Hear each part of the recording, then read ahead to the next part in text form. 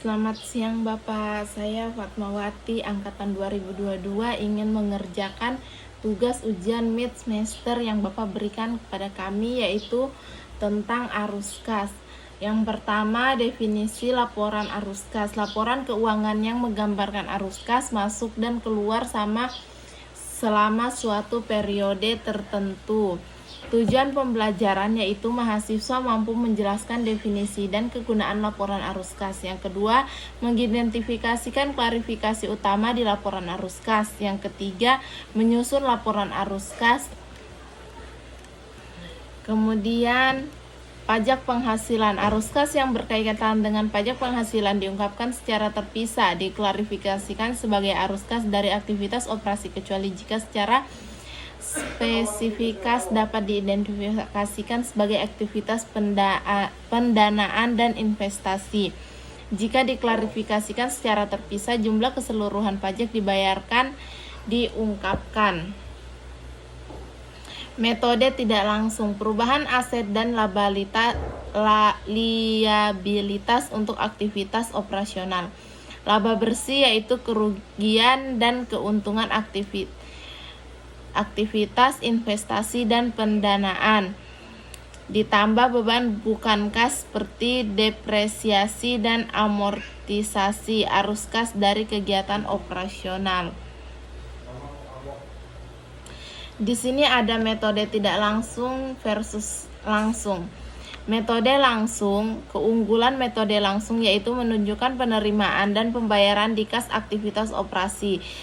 Yang kedua, informasi dalam bentuk penerimaan dan pengeluaran kas lebih dapat menjelaskan kemampuan perusahaan dalam menghasilkan arus kas dari aktivitas operasi yang memadai untuk yang pertama membayar utang, yang kedua membiayai kegiatan operasi, dan membayar dividen kepegangan saham.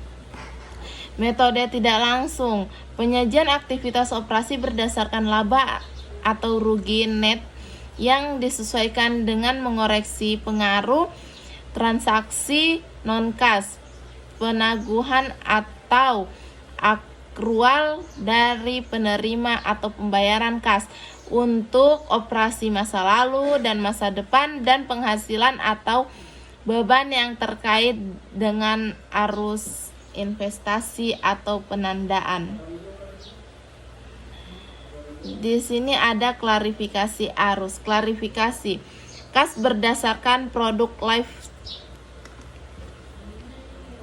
ketentuan lain yaitu transaksi, investasi, dan pendanaan non-kas diungkapkan pada bagian di laporan keuangan sehingga dapat memberikan semua informasi relevan mengenai aktivitas investasi dan penandaan.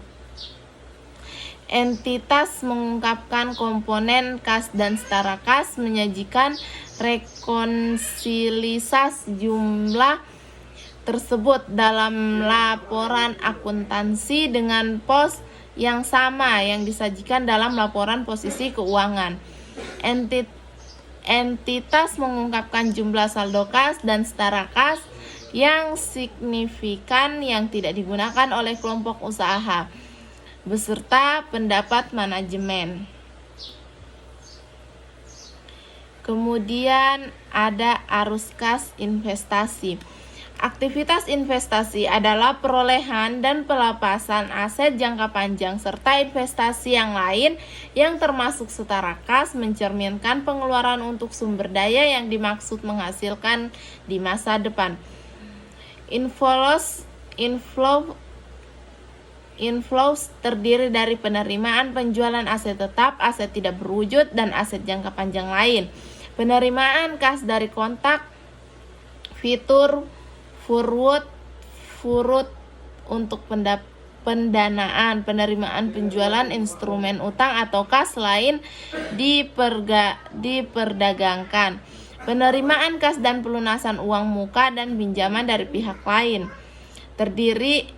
Outflows terdiri dari pembayaran kas untuk membeli aset tidak tetap, aset berwujud biaya pengembangan dikapitalisasi, pembayaran kas dari kontak, fitur, Furut swap untuk aktivitas pendanaan, pembayaran untuk membeli instrumen utang, ekuitas ventura selain untuk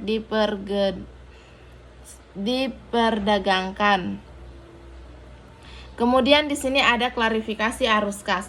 Aktivitas operasi yaitu aktivitas penghasilan utama pendapat entitas. Aktivitas investasi yaitu aktivitas perolehan dan pelepasan aset jangka panjang serta investasi lain yang tidak termasuk setara kas. Aktivitas pendanaan, aktivitas yang mengakibatkan perubahan jumlah dan komposisi ekuitas dan pinjaman entitas. Kemudian ada arus kas operasi.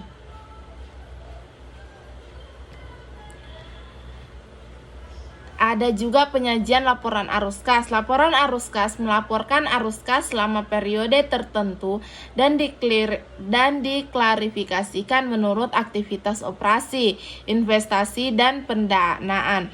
Penyajian ketiga aktivitas tersebut dengan cara yang paling sesuai dengan bisnisnya, sesuai transaksi tunggal dapat diidentifikasikan ke dalam lebih suatu aktivitas, misal pelunasan pinjaman dan bunganya, pendapatan, dan operasi. Baik, di sini ada contoh soal. Contoh soalnya mungkin nanti saya akan kasih masuk dalam PPT-nya. Sekian dan terima kasih Bapak.